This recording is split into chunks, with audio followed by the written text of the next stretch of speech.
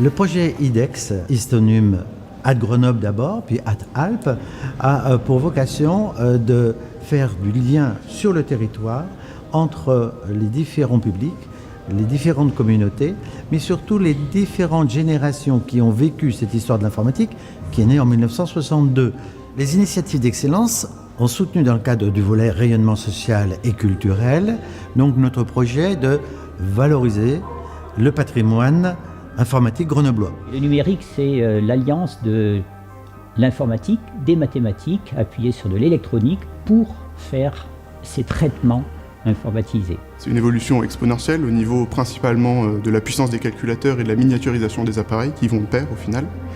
Et on voit que c'est une miniaturisation qui va de plus en plus vite. On a des ordinateurs de plus en plus puissants et qui augmentent de puissance de plus en plus vite. C'est très important de conserver le patrimoine informatique, de le collecter, de faire en sorte que ça ne parte pas à la déchetterie, pour justement donner à voir les évolutions technologiques et de montrer que dans la région, il y a quand même un fort dynamisme en termes d'innovation. Mettre à disposition ces ressources.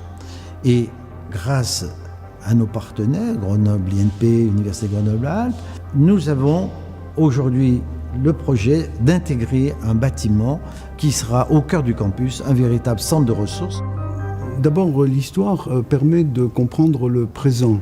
C'est-à-dire comment on en est arrivé là, quels sont les défis, et ceci à travers des avancées, des progrès qui ont pu être faits, mais aussi à travers des échecs, des fausses routes, des occasions manquées, qui sont tout aussi intéressantes que, disons, les succès.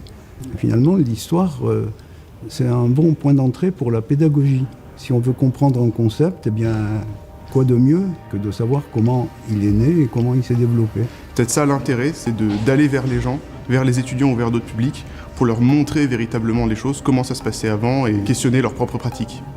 Quand on explique aux gens des petites anecdotes, des petits détails, comment par exemple les premières calculatrices ont été inventées, comment on est arrivé au premier ordinateur, ainsi de suite, bah tu vois que ça donne de la joie dans les yeux, des gens. Donc l'expérience de médiatrice, justement, ça m'a permis de m'amuser, de parler avec les gens qui ne sont pas forcément experts en informatique et leur faire découvrir, de partager un peu ces connaissances-là et d'apprendre moi-même aussi.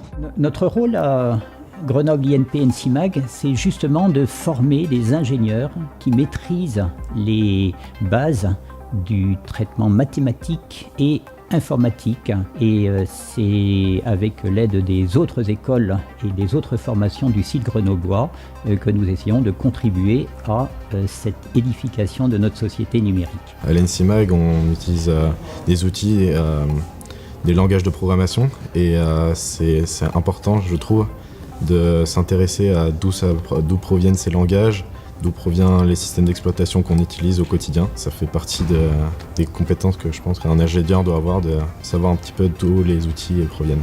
On est dans un monde où les systèmes d'exploitation sont de plus en plus gros, tout est de plus en plus gros, et reprendre l'histoire de l'informatique et reprendre des choses vraiment de comment est-ce qu'on est arrivé à l'état dans lequel il est aujourd'hui, ça nous permet d'avoir une compréhension peut-être un peu plus globale et un peu plus poussée sur certains domaines et en prenant en compte comment est-ce qu'on est arrivé à ça et quelles motivations ont amené à tel ou tel choix.